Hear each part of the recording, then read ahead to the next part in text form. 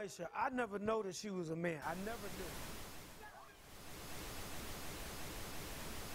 I believe that our education, like such as in South Africa and the Iraq, everywhere like such as.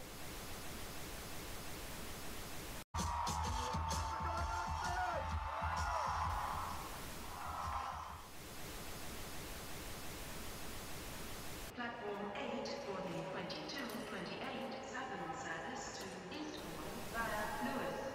Please join first to... One option, placing a tracking microchip under a service member's skin. Former Special Operations Officer. And if you hear the shouting, it's a group of demonstrators who've come.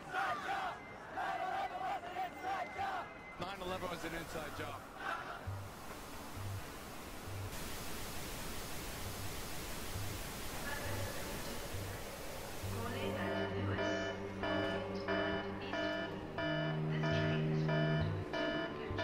It's no longer a theory. What I'm about to say is fact. The secret organizations of the world power elite are no longer secret. They have planned and are now leading us into a one-world communist government. Well, there have been extraordinary scenes in Berlin tonight as thousands of people gathered to hear Barack Obama deliver key foreign policy speech on his current European tour.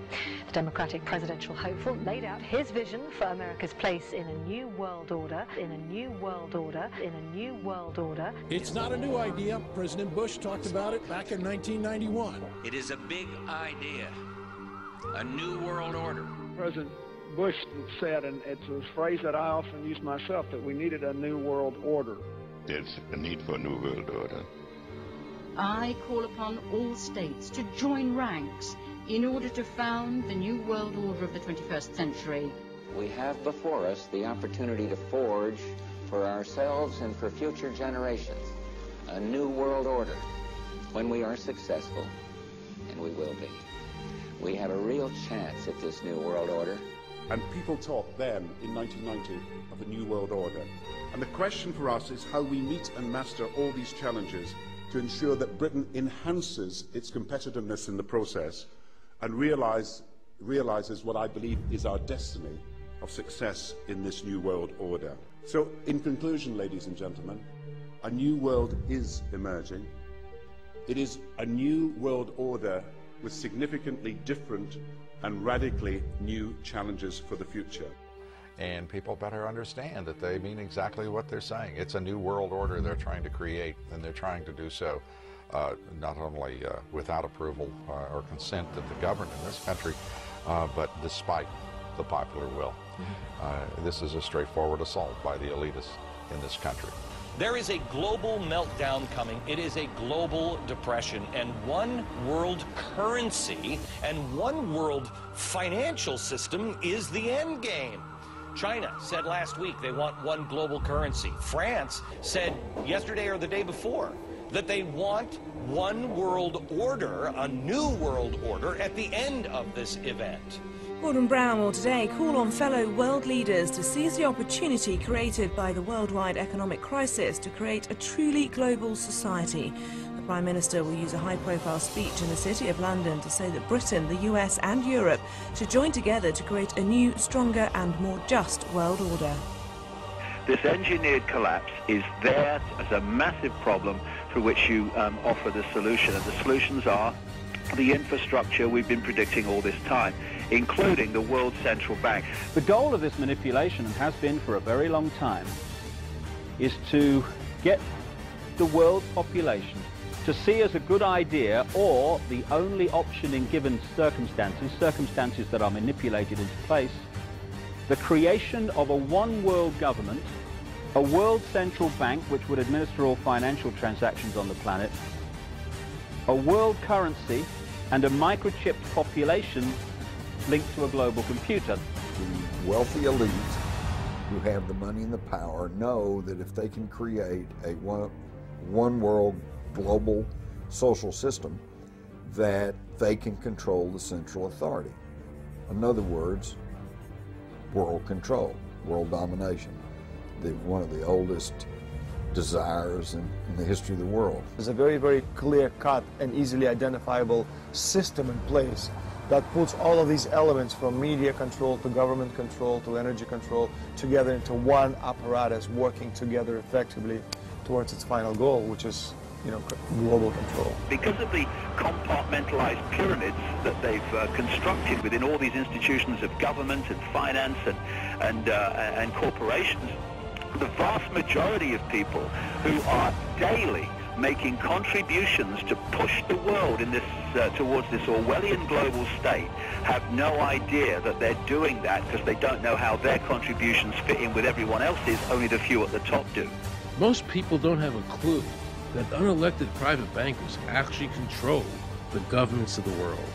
There is this like cozy little myth that is perpetuated between politicians and the media. The media report the world as if presidents and prime ministers are the final arbiters and decision makers in the world, which means that the people above the level of presidents and prime ministers that really make the decisions, they're never looked at or exposed by the mainstream media because they're not accepted to exist. The central bankers of the world are working together to create a one-world government. A global police state as sinister as anything George Orwell ever wrote about, where every person on the planet Earth will have an RFID chip implanted. It is the first implantable microchip for humans that has multiple security, financial, and healthcare applications. More than 100 law enforcement officials in Mexico are having microchips implanted in their arms. The chips allow a person to be scanned, sort of like a cereal box at the supermarket. Just like the microchips implanted in the necks of dogs and cats, allowing lost pets to be identified, this glass capsule can do the same for humans. A chip in everybody would be the universal monetary system par excellence, because there'd be no escape from it, and you'd be totally under the control of those who issue the electronic impulses in that chip. The problem throughout human society is that the good men and women do nothing. They don't want power. They don't want control. They want to lead a leisurely life. They want to spend time with their family. They want to lead simple lives. But we are forced throughout society, throughout history, and throughout human time to stand up against bullies. And many times we stand up before it's too late. And we reverse the course of tyranny.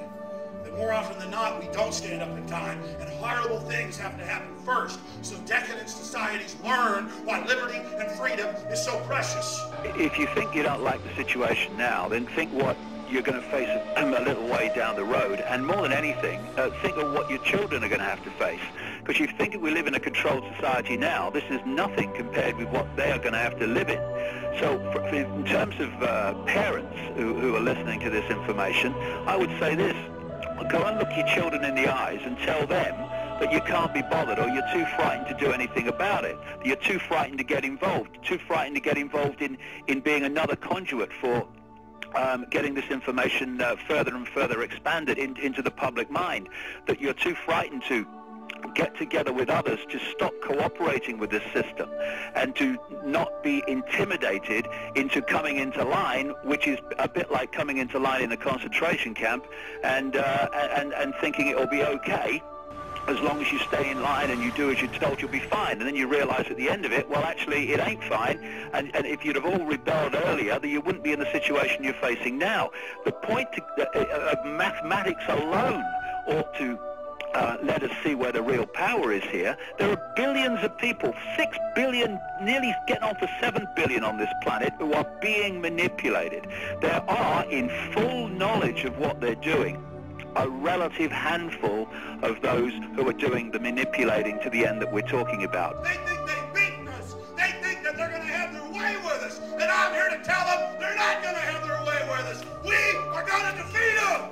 You guys aren't going to be able to get away with your New World Order, sir. Talk about Bill. You know what New World Order is. You will never get a New World Order. Never. National sovereignty will prevail. The New World Order is going down, sir. You can laugh. Wake up, people. Wake up. Research the New World Order. This is important. Look it up. Investigate it. Your New World Order will fall. Humanity will defeat you.